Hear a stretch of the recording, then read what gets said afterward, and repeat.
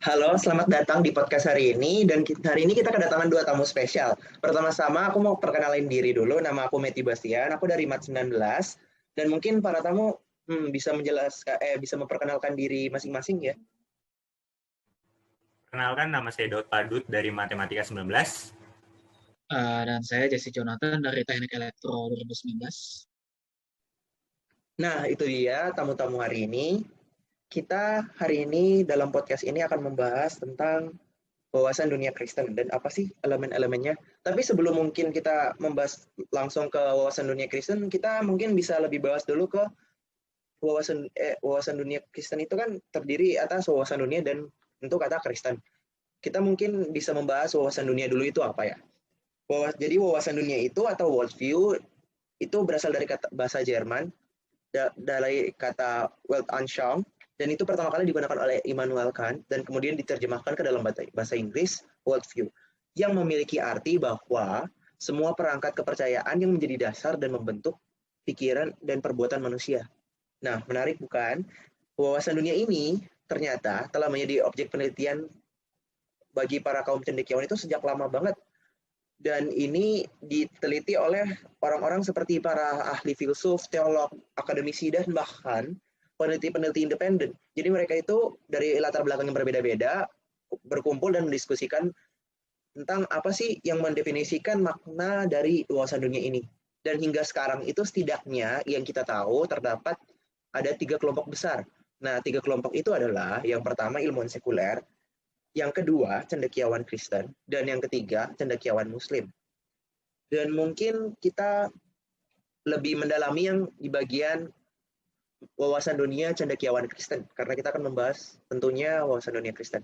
Mungkin aku mau bertanya dulu kepada Daud, mungkin apa sih definisi wawasan dunia Kristen menurut para ahli?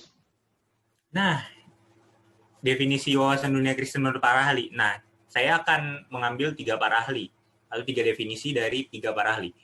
Yang pertama itu James Orr. James Orr mendefinisikan wawasan dunia itu sebagai suatu pandangan terluas dari pikiran yang mengusahakan untuk menangkap semua pandangan tersebut dengan berdasarkan filsafat maupun teologi.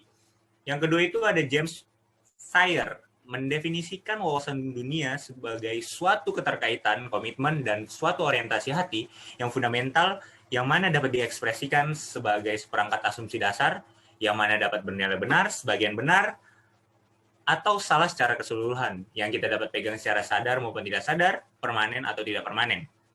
Yang ketiga itu ada William Brown, mendefinisikan wawasan dunia itu sebagai segala penjelasan dan penafsiran premier kita terhadap dunia, kemudian penggunaannya di dalam kehidupan.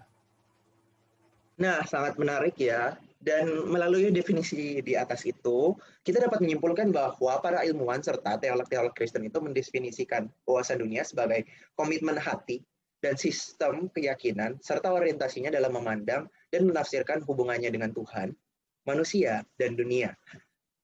Dan mungkin kita akan lebih mendalam lagi tentang apa sih yang menjadi elemen-elemen WDK itu melalui pertanyaan berikutnya, yaitu aku ingin bertanya kepada JC dan Daud, apa sih elemen-elemen WDK itu dan kira-kira apa aja yang terdapat dalam elemen-elemen WDK itu? Oke, saya akan bantu menjawab ya. Elemen WDK itu sendiri ada 5, yaitu uh, aksiologi, antropologi, epistemologi, metafisika, dan teologi. Saya akan membahas yang pertama, yaitu epistemologi. Epistemologi ini merupakan pandangan pengetahuan. Pengetahuan sendiri bisa berubah-ubah menurut pemahaman individu. Menurut para filsuf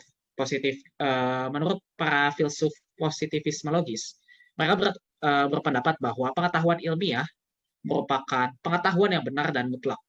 Dan jika kita tidak bisa membuktikan pengetahuan tersebut secara ilmiah, maka pengetahuan tersebut bakal dikatakan tidak mutlak dan tidak benar. Sebaliknya dalam pandangan Kristen, pengetahuan ini diberikan oleh Tuhan.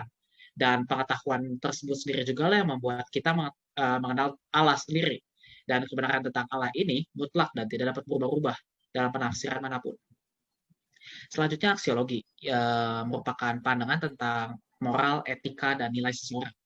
Menurut Bertens, moral ini dibagi menjadi dua, yaitu praktis dan refleksi.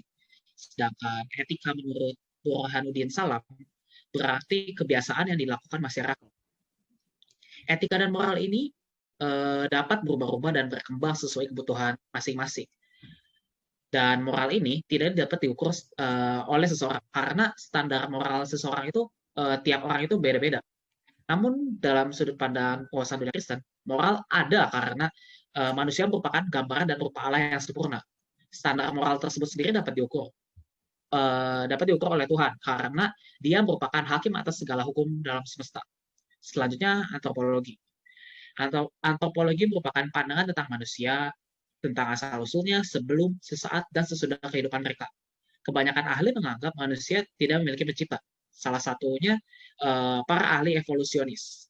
Para ahli evolusionis ini menganggap manusia tercipta karena adanya evolusi yang terbagi menjadi dua, yaitu mikro dan makro.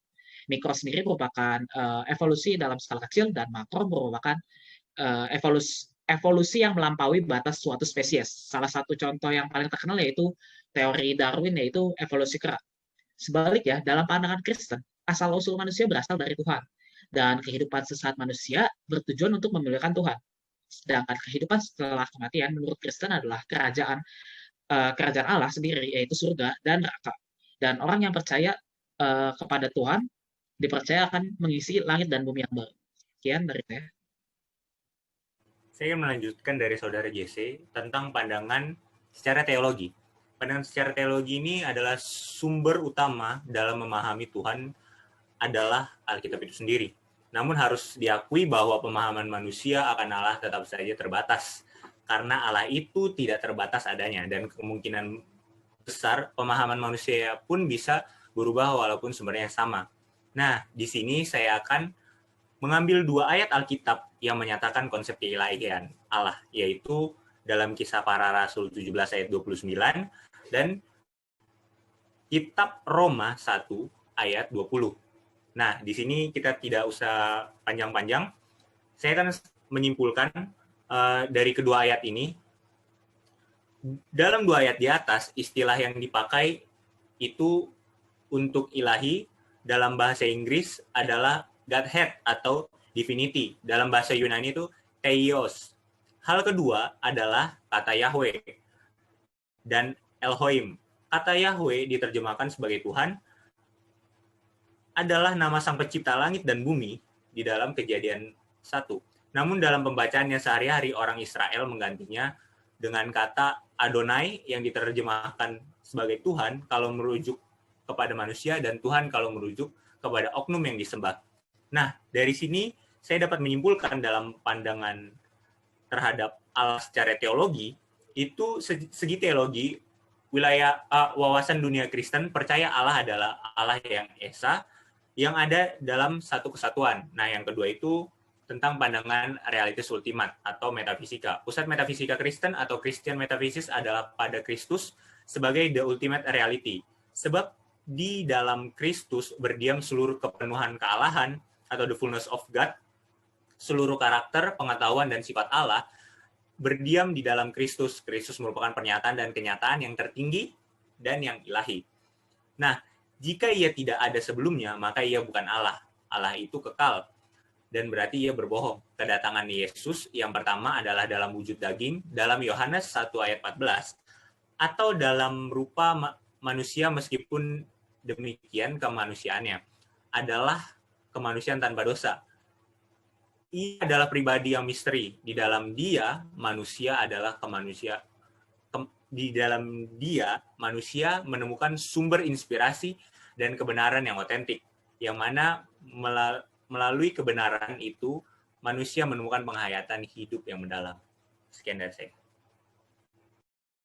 Nah, sangat menarik sekali. Dan untuk menyimpulkan podcast dari hari ini, mungkin saya mau bilang bahwa setiap orang Kristen itu memiliki wawasan dunia Kristen yang mendefinisikan hubungannya terhadap Tuhan, manusia, dan dunianya.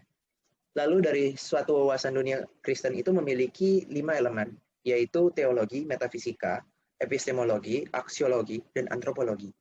Dan dari sisi teologi, wawasan dunia Kristen itu percaya bahwa Allah adalah Allah yang esa, dan semua ada di dalamnya dan menjadi satu kesatuan. Dari segi metafisika, wawasan dunia Kristen percaya bahwa Allah menciptakan alam semesta ini di dalam semua dan di dalam seluruh kepenuhannya. Dari segi epistemologi, wawasan dunia Kristen percaya bahwa seluruh pengetahuan itu datang dari Allah dan manusia memperoleh pengetahuan itu karena berkat Allah. Dan dari segi aksiologi, wawasan dunia Kristen percaya bahwa ukuran moral orang Kristen itu ada satu ukuran yang absolut, yaitu Allah sendiri, yang merupakan moral universal. Dan dari segi antropologi, wawasan dunia Kristen percaya bahwa manusia itu tidak berkembang melampaui suatu spesies, atau seperti teori Darwin makroevolusi, tapi berkembang secara dalam skala kecil, yaitu mikroevolusi. Sekian dari podcast hari ini. Terima kasih sudah mendengarkan.